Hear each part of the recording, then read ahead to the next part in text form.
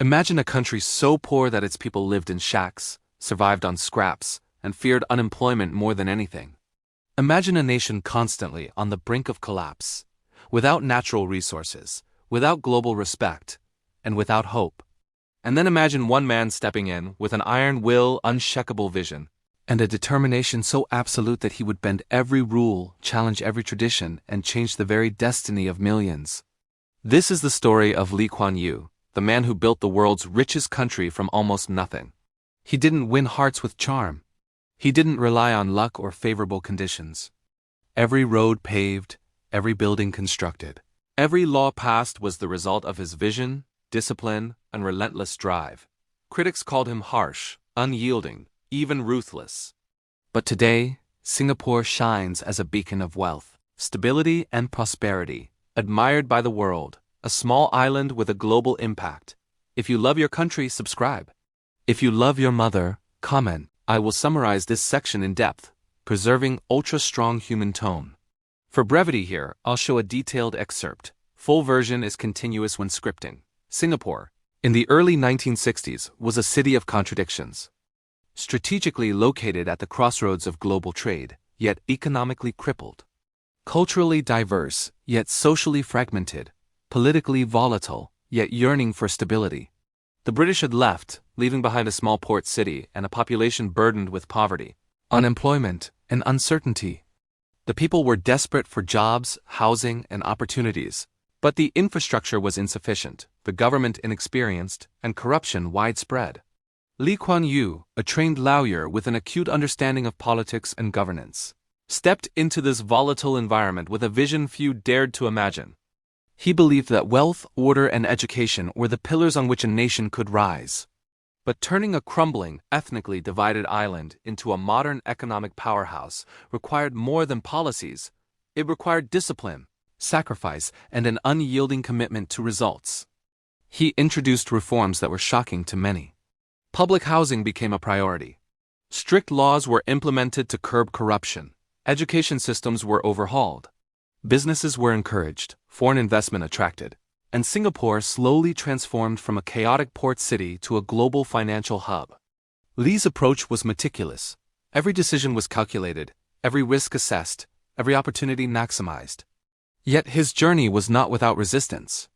Political opponents challenged him, citizens protested, and The story of Singapore's rise is not just a tale of economics or politics. It is a story of vision, sacrifice, and the unbreakable will of one man, Lee Kuan Yew. When he took office in 1959, Singapore was a fragile island caught between chaos and opportunity. Its streets were crowded, its markets chaotic, and its people desperate. Unemployment was high, housing scarce, and the scars of colonialism ran deep. Crime and gang violence were rampant. For the ordinary citizen, survival was a daily struggle. Yet, amid despair, Lee saw potential. He saw a nation that could transcend its small size, its lack of resources, and its turbulent history. But vision alone was not enough. Singapore required discipline, planning, and unwavering execution. Lee knew that wealth and stability could not grow from complacency or debate alone. They could only grow from action, structure, and sometimes harsh decisions. He began with the basics: public housing, sanitation, and education. Singaporeans who once lived in shanties were offered modern flats, clean water, and access to schools. But these policies were not without controversy. Many resented the strict rules, the fines, and the surveillance. Lee's government enforced laws with precision, leaving no room for shortcuts. But as the people saw their children educated, their streets safer, and their jobs more secure, a shift began, a shift from skepticism to cautious trust. Lee's strategy went beyond domestic reform. He recognized that Singapore's survival depended on its position in the global economy. With no natural resources, he knew the country had to attract foreign investment, develop world-class industries, and create a workforce capable of competing internationally. His policies encouraged multinational corporations to set up operations, while simultaneously building a skilled and disciplined local workforce. Every step Lee took was calculated. He combined pragmatism. Beneath the gleaming skyscrapers and spotless streets of modern Singapore lies a story few fully understand, the story of the decisions, secrets, and quiet battles that shaped the nation. To outsiders, Singapore's success may appear effortless, a natural result of intelligence and geography. But the truth is far more complex. Behind the rise of the world's richest country stood a leader who manipulated politics, challenged norms, and made choices few could dare to make. Lee Kuan Yew's Singapore was built on vision, yes, but also on mystery. How did a tiny island, lacking natural resources, transform into a financial powerhouse within a generation? How did Lee navigate ethnic tensions, political rivalries, and regional instability while keeping the nation on track?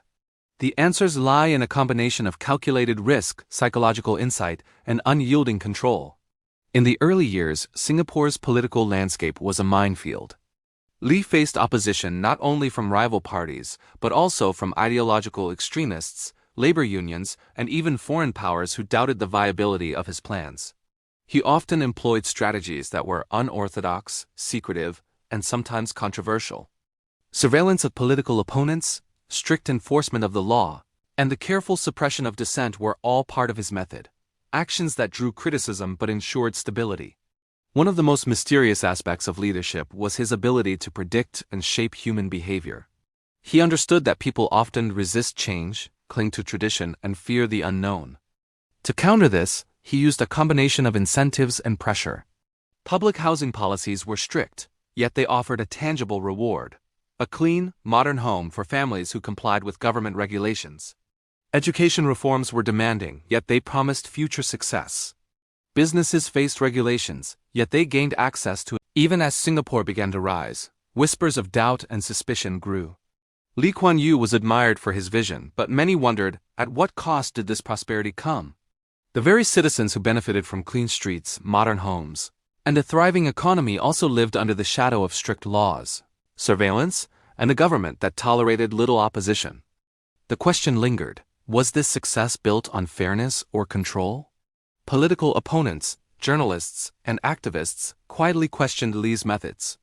Critics accused him of consolidating power, silencing dissent, and shaping society according to a rigid vision that left little room for individual freedom. Even within his own party, some feared that the pursuit of order and efficiency had become an obsession, a trade-off between liberty and stability. The international community watched with curiosity and unease.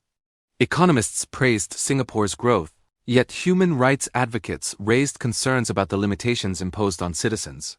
Foreign leaders admired the defining moment of Singapore's transformation was not a single event, but a series of high-stakes battles, political, social, and economic, that tested Lee Kuan Yew's vision to its limits.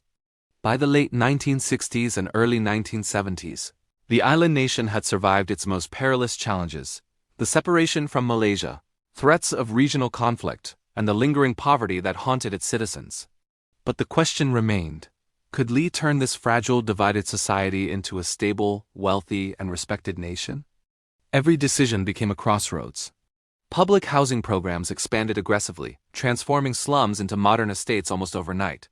The Housing Development Board built tens of thousands of flats, but only on the condition that citizens followed strict rules, including mandatory savings, family planning, and community participation. These measures were not popular at first. Many resisted the regulations, clung to old traditions, or doubted. The transformation of Singapore under Lee Kuan Yew did not stop at economic metrics or international recognition.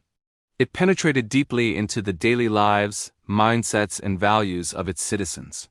Families who once struggled in overcrowded shacks now lived in clean, well-planned public housing, with electricity, running water, and modern conveniences.